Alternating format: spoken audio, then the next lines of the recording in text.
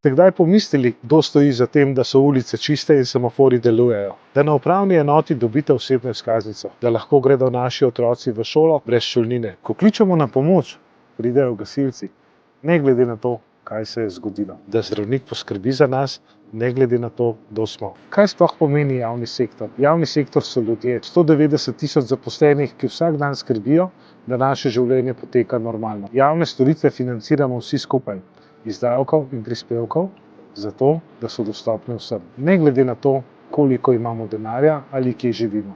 Skoraj 80% vseh zaposlenih v javnem sektorju dela v dejavnostih, ki izvajajo storitve za vse nas.